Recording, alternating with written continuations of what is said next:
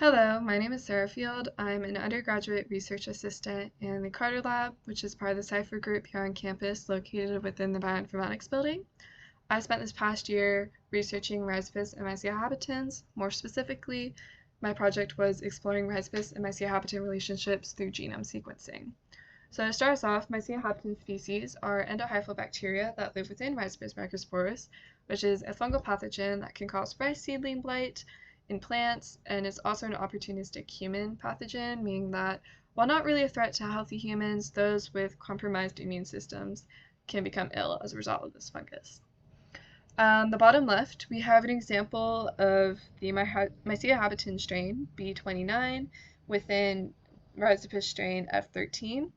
The magenta dots and clusters that you see are the bacteria, while the teal is the hyphae of the fungus. So you can see we have quite a few bacteria living within this fungi.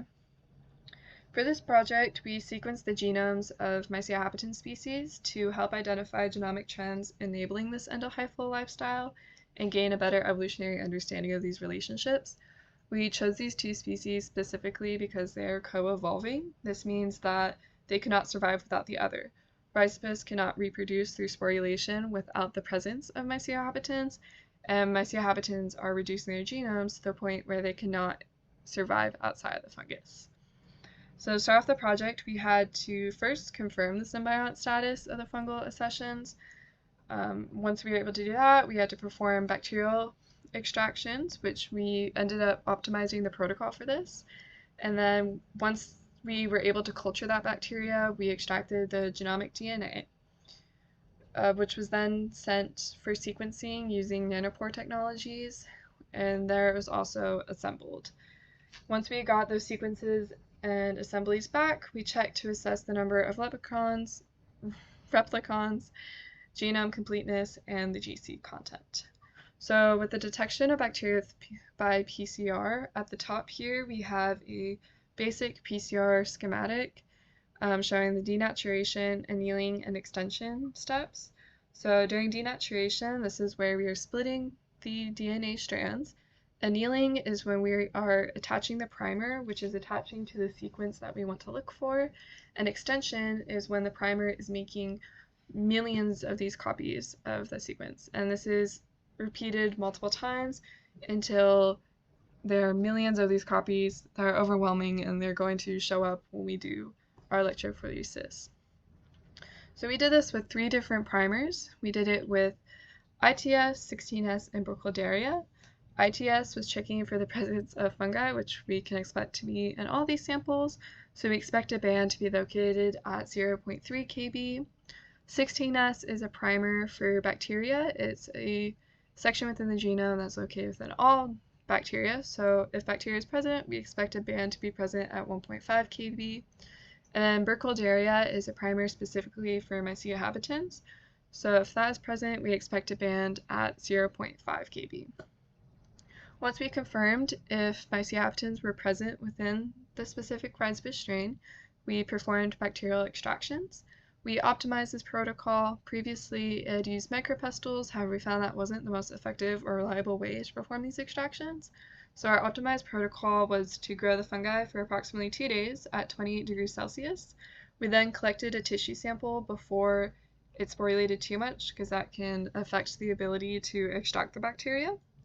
We then macerated the fungal tissue in a beaded tube with buffer. In this case, we used 600 microliters of MgCl2, and we ran it for 2 cycles of 25 seconds at a frequency of 25 in the tissue lyser.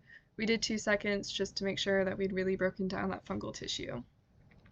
We then pipetted that mixture into a syringe attached to a 2.7 micrometer filter tip and dropped 1 to 2 drops of the sample onto a plate with solid media and into a test tube with liquid media. This filter tip is in place to ensure that we're only allowing the bacteria to go through and that we're not putting any fungal tissue onto these plates. And we then incubated the samples at 28 degrees Celsius for approximately 2 days before we assessed the culture growth. Once we were able to successfully culture the bacteria, we performed the genomic extractions and sent them off for sequencing and assembly. When we received those sequences and assemblies back, we had to assess the quality of the genomes. So we did this by checking for the contig lengths, the BUSCO scores, and the GC percentages. The contig lengths were as expected. The chromosomes were about 2 to 3 million base pairs. The chromatids were about 800,000 base pairs, and the few species that had plasmids were approximately 200,000 base pairs. We also assessed the BUSCO scores and the GC percentages, which we're going to get into as we discuss more about the results.